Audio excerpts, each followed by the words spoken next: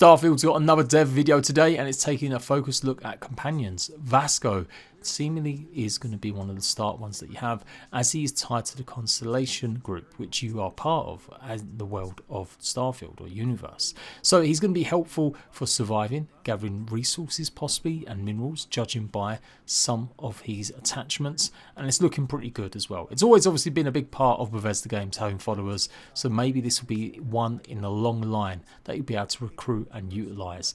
I'm loving this even more because to me it emphasizes even more the survival mechanics of the game. It may be an RPG, but I still think there's going to be a hell of a lot of survival, true survival mechanics in this game, like needing oxygen, etc.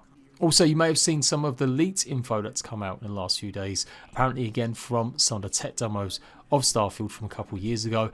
Is it worth showing since it's probably changed so much? I guess so, since everyone else has covered it. So we'll go over that with my opinions on that too.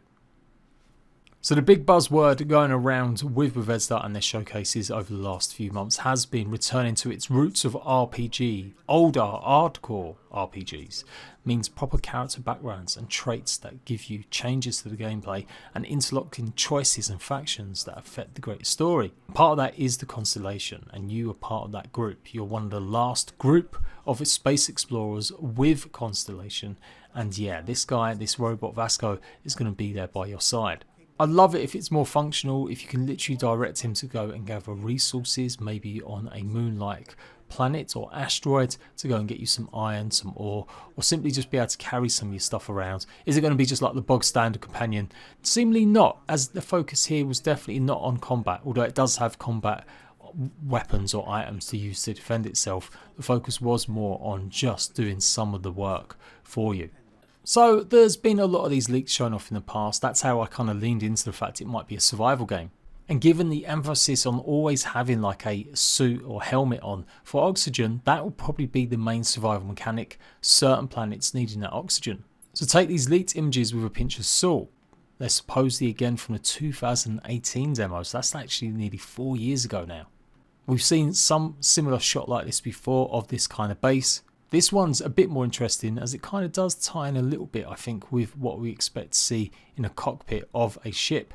You've got the health, you've got the stamina, and then again we've got the O2 and the CO2 gauge. And obviously the biggest tell, unless it's completely photoshopped, is the patch on the astronaut's arm here. Clearly the tag from obviously the Starfield Constellation logo. There just can't be any other reason to show the oxygen bar if you're not going to make it a core component.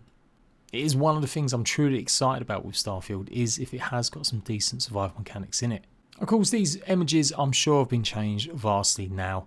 Clearly more work's gone into the game in the last 4 years, but it's still interesting to see the progress that's been made compared to what we've seen in the last few months. I've not actually covered Starfield too much in the last few months, but as we get closer to its release date, I will be focused on it. Yeah, I'm just hoping it has got some great RPG mechanics with that mix and blend of survival. And VASCO looks like he's just going to be just as memorable as some of our favourite followers from other Bethesda games, like Lydia, my personal fave, from Skyrim. Hello. Constellation's very own expeditionary robot, VASCO.